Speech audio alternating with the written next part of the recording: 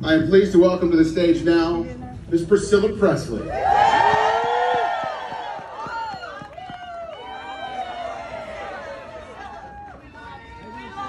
I am so surprised at how many people are here. I was nervous wreck. I was on the plane going, what if nobody shows up? I know how cold it is, but I know Elvis fans will always show up. So thank you so much.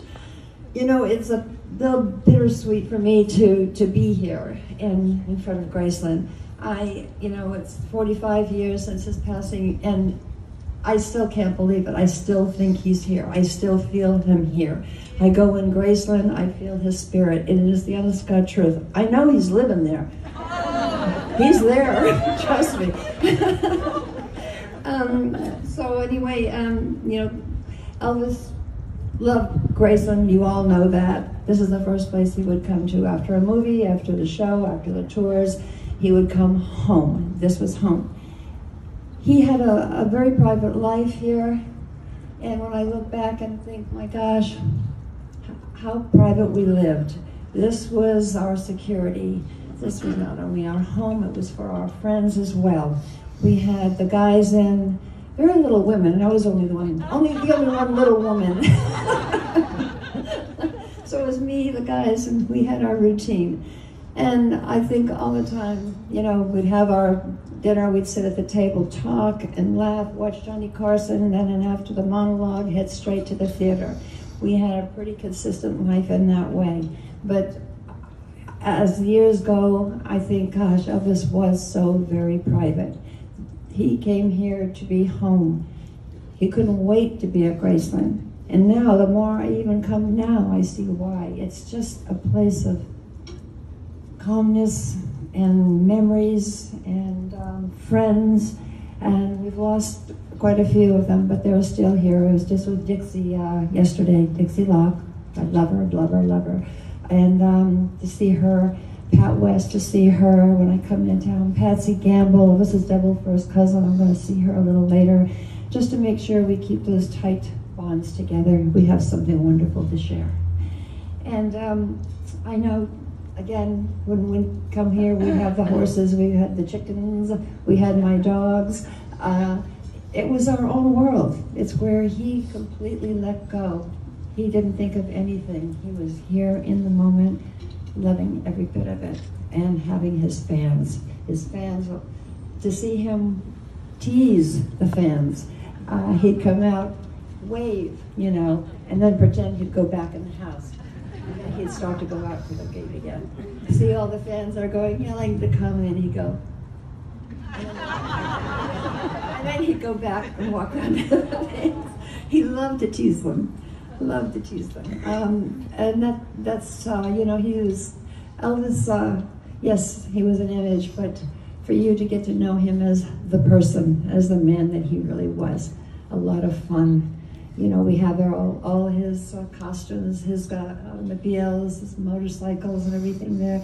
But to know the humanity that man had, and that all, okay, meant something, but his humanity was very touching and very true. And I know, I've never met anyone like him. He was unique, special, and he was meant to be here for a purpose. And I know that he'd be thrilled to see all the fans that he still has. Never did he ever think that he would still be popular today, still people coming to see him, opening up the doors to see his home, how he lived, how private he was.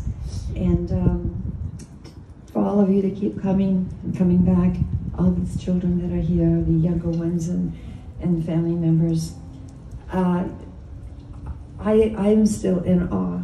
I'm still in awe that you're still here supporting and keeping him. Thank you. Thank you so much. But we're here to keep his legacy alive, and that's not going to stop. I'm going to Chile soon. Going to Chile, which he always wanted to be, go to South America, all these places. Unfortunately, it was canceled because of COVID, but I'll go in June. And Argentina, then we're going to Australia. Some of the artifacts we're bringing there, about 300. And we're keeping him alive because guess what? He deserves it. He's going to get it, and we're going to make him get it.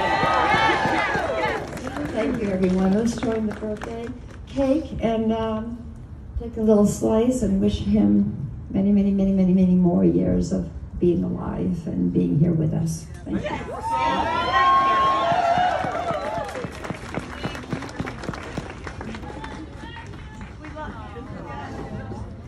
Priscilla Presley, ladies and gentlemen. It is my pleasure now to read the birthday proclamation from the Mayor of Shelby County, Lee Harris, and the Mayor of Memphis, Jim Strickland, and it reads, whereas Elvis Aaron Presley was born on this day in 1935 to Gladys Love Presley and Vernon Elvis Presley in Tupelo, Mississippi, and whereas at age 13, Elvis moved to Memphis, Tennessee, where his distinctive God-given gifts as a musician and entertainer would find their fullest voice. He graduated from Humes High School in 1953, and whereas Elvis's incredible talent first came to light at 706 Union Avenue in downtown Memphis at Sun Studio, where he recorded for the legendary Sam Phillips and created music that rocked and changed the world.